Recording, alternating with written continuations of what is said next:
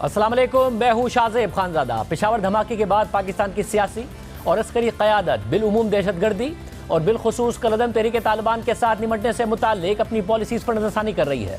इस वक्त खैबर पख्तूनख्वा की पुलिस दहशतगर्दों के निशाने पर है और पेशावर धमाके के बाद वफाकी हुकूमत की तरफ से जल्द किसी नई पॉलिसी का ऐलान मुतवक्के है। मगर खैबर पख्तूनख्वा की निगरान हुकूमत ने फैसला कर लिया है कि वो सूबे में टारगेटेड ऑपरेशंस की तरफ जाएगी। ज़राए के मुताबिक खैबर पख्तूनख्वा में दहशतगर्दी के पेश नज़र एपेक्स कमेटी का इजलास बुलाने का फैसला किया गया है, जिसमें कोर कमांडर समेत निगरान हुकूमत की क़यादत शरीक होगी और उसी दिन सूबे में टारगेटेड ऑपरेशन का फैसला किया जाएगा। अब जहां सूबे में एक नए सिरे से दहशतगर्दी की हालिया लहर से निमटने के लिए हिकमत अमली बनाई जा रही है, तो वहीं ये सवाल उठ रहे हैं कि दहशतगर्दी की हालिया लहर का जिम्मेदार कौन है और सूबे के इदारों को दहशतगर्दी से निमटने के लिए वसाइल की कमी का सामना क्यों है।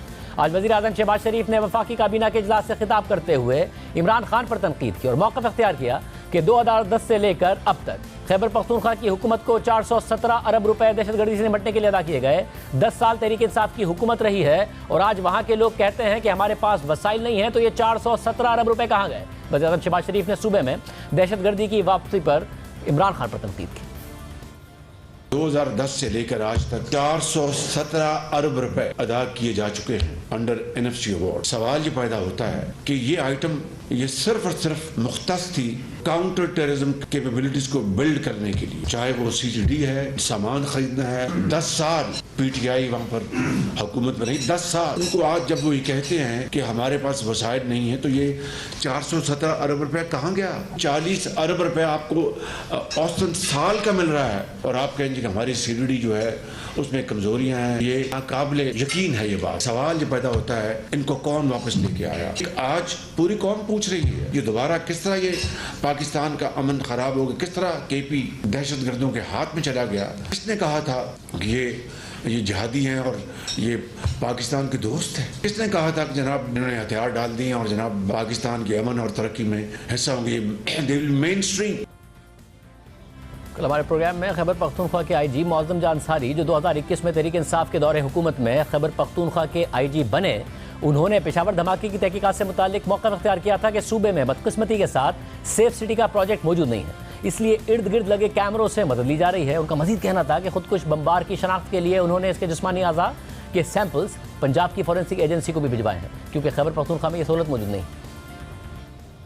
अनफॉर्चुनेटली पेशावर में सेफ सिटी प्रोजेक्ट तो नहीं है, लेकिन एक मुख्तलिफ जगहों पे कैमरे जो है अपनी मदद आपके तहत लगाए गए हैं, उन तमाम को भी रिव्यू किया जा रहा है। हमने जो खुदकुश धमाका करने वाला शख्स है उसके बॉडी पार्ट्स को की सैंपलिंग हमने की है। फोरेंसिक साइंस लेबॉर्ट्री हमारे पास यहाँ DNA वाली कोई पेशावर में या खैबर पख्तूनख्वा में नहीं है। उसके सैंपल जो है हमने PFSA में भेजे हैं, पंजाब फोरेंसिक साइंस एजेंसी जो है, और वहाँ पे उनका भी एनालिसिस होगा।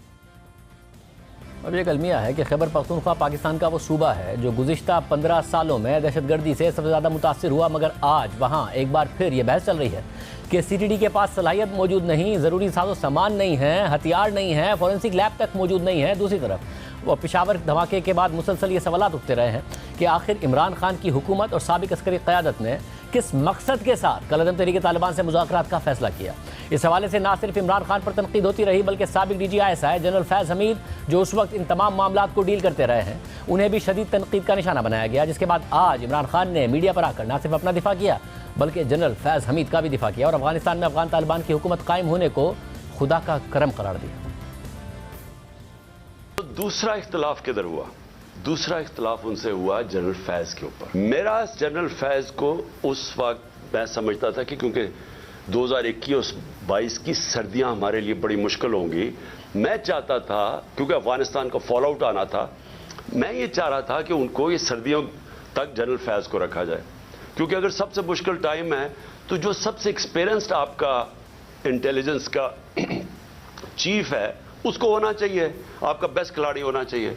मुझे तब से खौफ था दहशतगर्दी का। मैंने बार बार जनरल बाजवा से भी बात की, मैंने अपनी कैबिनेट को भी बताया कि सर्दियां हमारे लिए मुश्किल है। अल्लाह ने करम करना था एक तरह हमारे ऊपर भी और अफगानिस्तान के लोगों के ऊपर कि वो जो अमेरिकन जो ट्रेन किया हुआ था अफगान फौज, उसने हथियार डाल दिए। प्रेसिडेंट गनी मुल्क से चला गया अफगानिस्तान से, एकदम तालिबान की गवर्नमेंट आ गई, कोई खाना जंगी से ये सारा खिताब बच गया। उसने आपको अंदाजा नहीं कि पाकिस्तान के ऊपर कितना फायदा हुआ उसका। इमरान खान दावा कर रहे हैं कि जनरल फैज़ हमीद अफगानिस्तान में हुकूमत की तब्दीली से मुताल्लिक उनके लिए बहुत अहम शख्स थे और उनको हटाने पर उनके जनरल बाजवा से इख्तलाफात हुए। साथ ही उन्होंने अफगानिस्तान में अफगान तालिबान की हुकूमत कायम होने को खुदा का करम करार दिया। मगर हक़ाइक़ ये हैं कि अफगानिस्तान में अफगान तालिबान की हुकूमत आने के बाद पाकिस्तान में तहरीक तालिबान ज़्यादा मजबूत हुई है और इस दहशतगर्द जमात ने पाकिस्तान में ज़्यादा हमले किए हैं। तो सवाल ये उठता है कि इमरान खान अफगान तालिबान की हुकूमत कायम होने पर ये दावे क्यों करते रहे कि अफगानिस्तान ने गुलामी की जंजीरें तोड़ दी हैं, और पाकिस्तान के उस वक्त के DGISI जनरल फैज़ हमीद ने काबुल का दौरा क्यों किया था, जिसमें वो ये कहते हुए नजर आए कि everything will be okay. Working for peace and stability in Afghanistan. Don't worry, everything will be okay.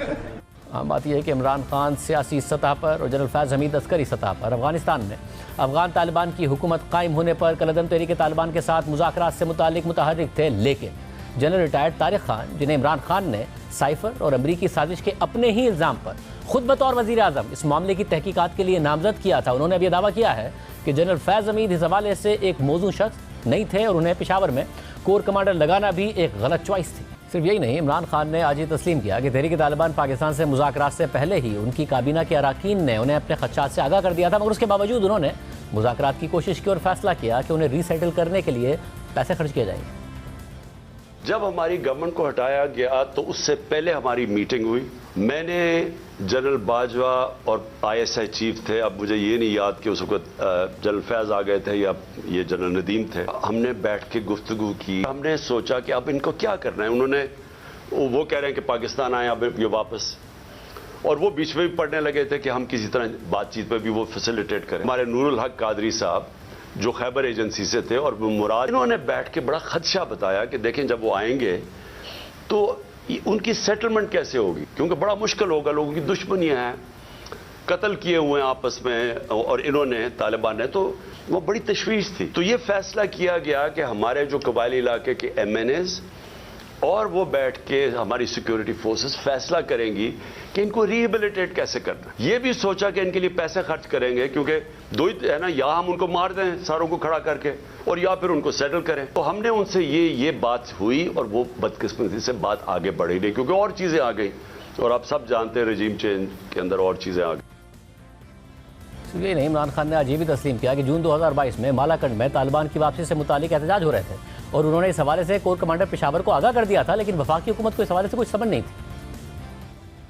2022 की जून के अंदर मालाकंड के अंदर मसला आ गया, स्वात के अंदर एकदम तालिबान की वहाँ कोई आया और वो अवाम में खड़ी हो गई, उनको बड़ा कि फिर से वही हाल होने लगा जो कि पहले था। तो तब तशवीश हुई और मैंने जून के अंदर फिर मीटिंग की अपने पख्तूनख्वा के MNAs और MPs के साथ, और उनको सब खदशा था कि ये एक नया फिनोमेना फिर आ रहा है, ये जो तालिबान आ रहे हैं वहाँ स्वात के अंदर जो हो रहा है, और फिर लेटर्स लोगों को आने शुरू हो गया कि पैसे के। और फिर हमने, क्योंकि हमारी गवर्नमेंट थी KP में, हमने उन्हें कहा कि आप बात करें वहाँ के कोर कमांडर से और कोई एग्रीमेंट करें कि ये क्या हो रहा है, ये फिनोमेना क्या है। लेकिन इस गवर्नमेंट ने कोई इनको समझ नहीं थी करना क्या, ना ही इनकी कोई तवज्जो थी वहाँ। तो इनके अंदर कोई किसी को ना समझ थी, ना किसी का इंटरेस्ट था।